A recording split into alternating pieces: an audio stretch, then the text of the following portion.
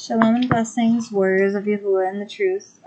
We are continuing on with the Wormwood, The Secret of Lawlessness in One Word series. 1 second. We are on video 24. I'm sorry, I just had to look that up.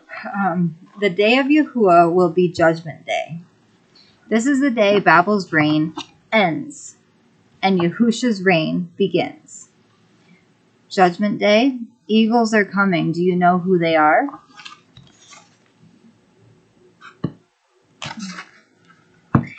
For wherever the dead body is, there the eagles shall be gathered together. And immediately after the distress of those days, the sun shall be darkened, and the moon shall not give its light. And the stars shall fall from the heaven, and the powers of the heavens shall be shaken.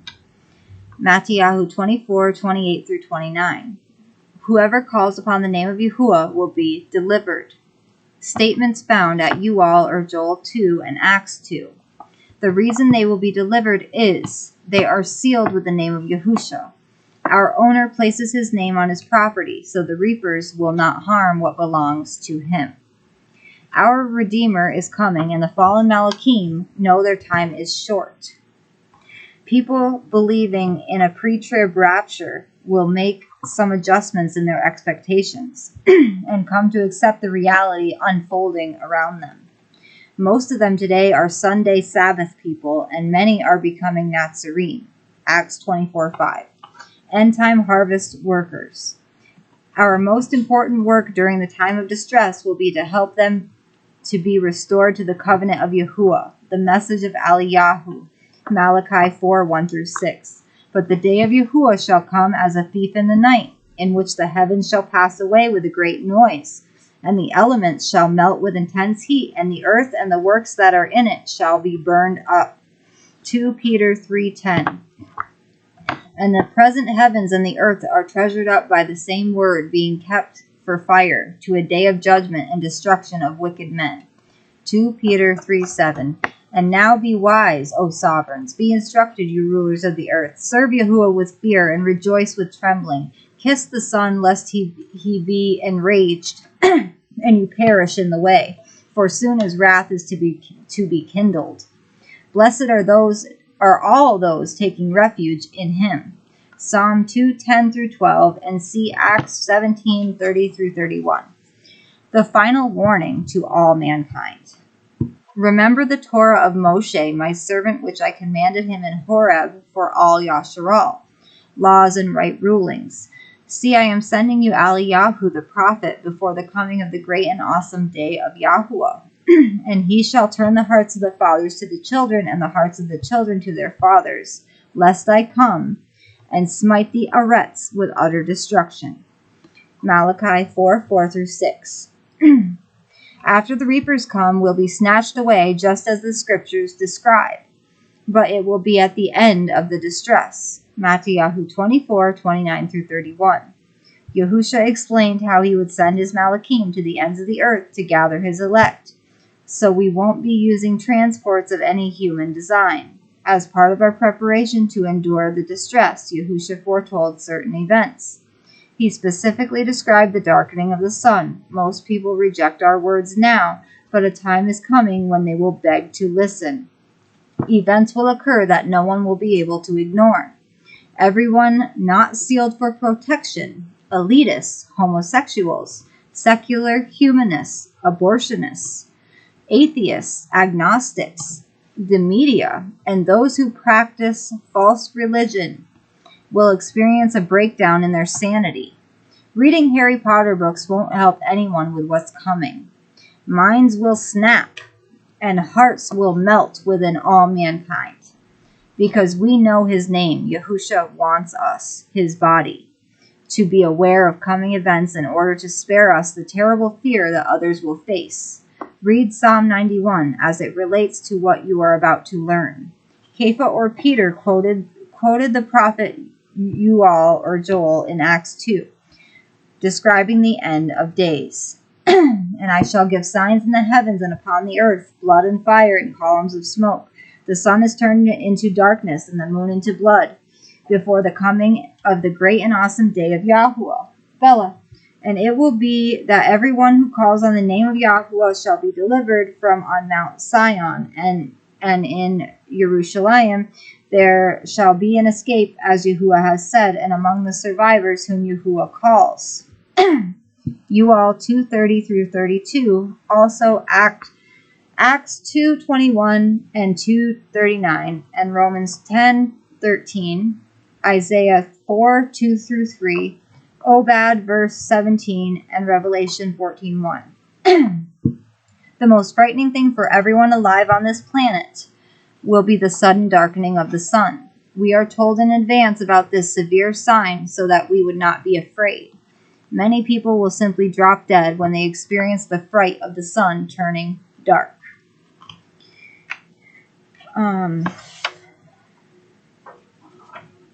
Yeah, this one is kind of long. It's okay. Yeah, I'll do this one. Okay, the reality all around us. The sun is in equilibrium, balanced between the outward pressure of its thermonuclear process and the inward gravitational pull caused by its mass. The phrase moon into blood describes an optical principle of the light spectrum. When the sun goes out, it will be Yahuah temporarily stopping the thermonuclear activity deep inside the sun, where hydrogen is constantly being converted into helium or fusion.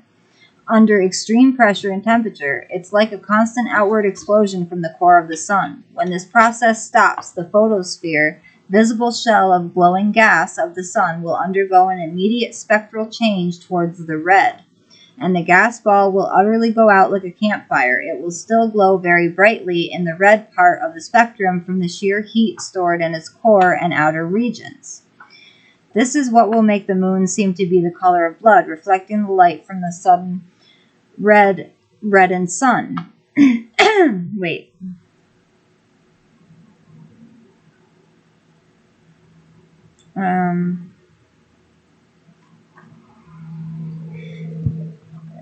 The outward explosion from the core of the sun. When this process stops, the photosphere, visible shell of glowing gas of the sun, will undergo an immediate spectral change toward the red, and the gas ball will utterly go out like a campfire.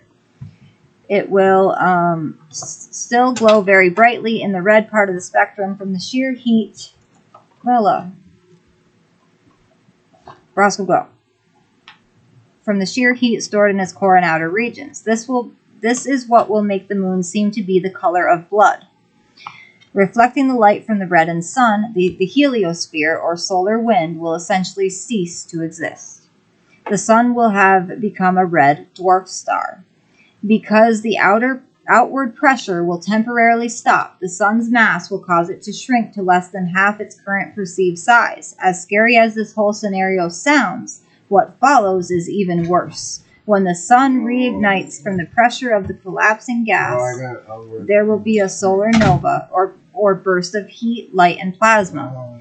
This will seriously scorch the earth, and many will be burned to a crisp. The oceans will be moved out of their places, and islands will be annihilated. Coastlands will be lashed clean, and all of these things have been described by the prophets of Yahuah and Yahusha. The prophets of Yahuah and Yahusha also warned us of them. Matthew 24, Kepha or Peter spoke of it also. At 2 Peter, chapter 2 and 3.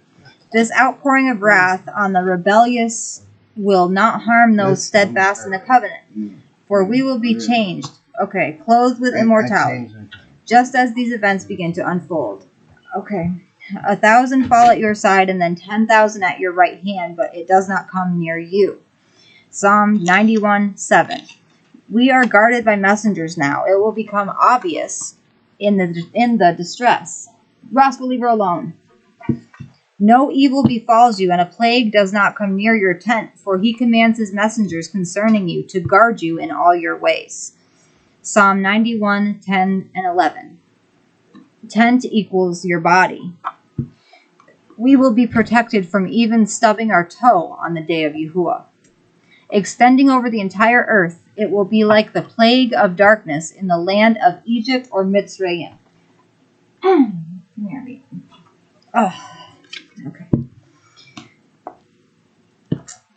It's so hot today. Added to all this excitement, stars or meteors will fall from the sky, causing some to blaspheme Yahuah. Some of these meteors will be near planet killers, causing the earth to reel like a drunkard from the breaking up of the crust, exposing magma. It will literally be the worst period seen since the earth was created. Those living anywhere within hundreds of miles of a volcano or crustal plate edge will be consumed by lava.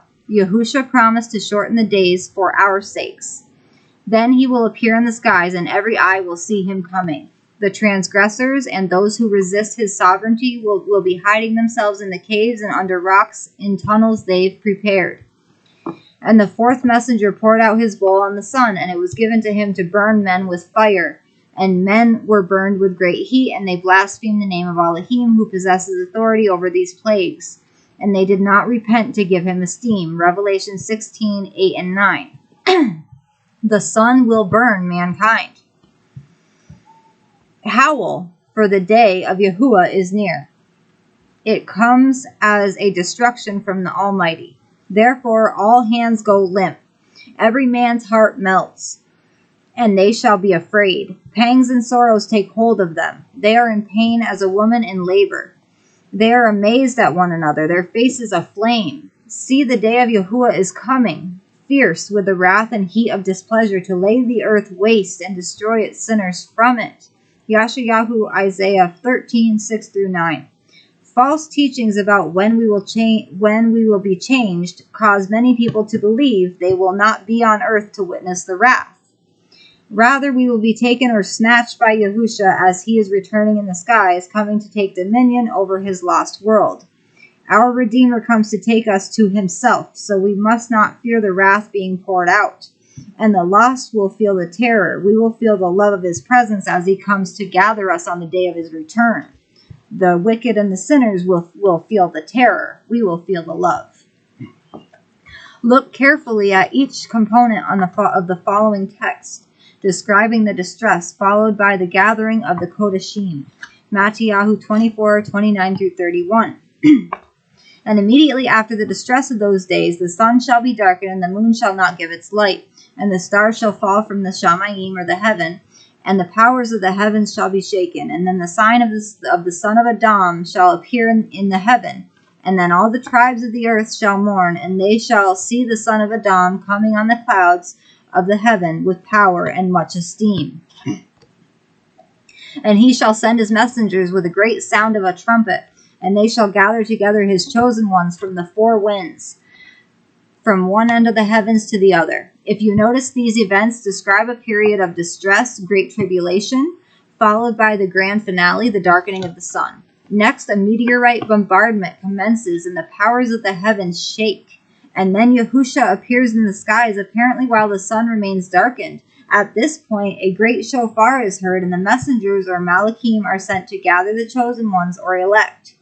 It is at this point the sealed Torah-obedient followers of Yahushua are really gathered. It should be obvious to all readers now. The Christian rapture ideas are incorrect and are dangerous, because so many will be unproductive harvest workers, paralyzed by false expectations they were given. Yahushua wants them to return to the covenant now, so they might be added to us to do his work among the lost in the days ahead. Pray the master of the harvest to send out workers into his harvest. Luke 10:2. The majority of Christians have been listening to poisonous teachings, making them unprepared to stand in the day of wrath. These are the survivors whom Yahuah will call, assisted by the Nazarene who will be on earth during the distress. The Nazarene are the elect chosen ones, for whom the duration of the distress will be shortened. Our purpose during the distress will be to help people be restored to the covenant. They must be helped to overcome many false teachings learned from misguided preachers. They will learn that Sunday is not the day Yahuah blessed, and because of their distress, they will listen to us more closely. They will not argue about the true name, and many will submit to immersion for the remission of sin and be sealed for protection. Okay, next time we will be reading The Day of Yahuah is Coming. Who is our ideal role model? Nimrod's star religion is all about fertility, and Yahuah explains it to us.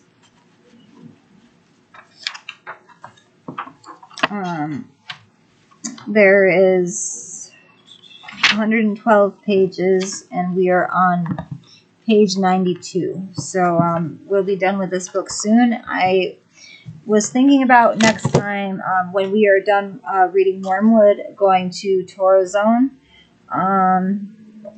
This one is a little bit longer than the other ones. The book The Last Nazarene was a bestseller on the bestseller list on Amazon.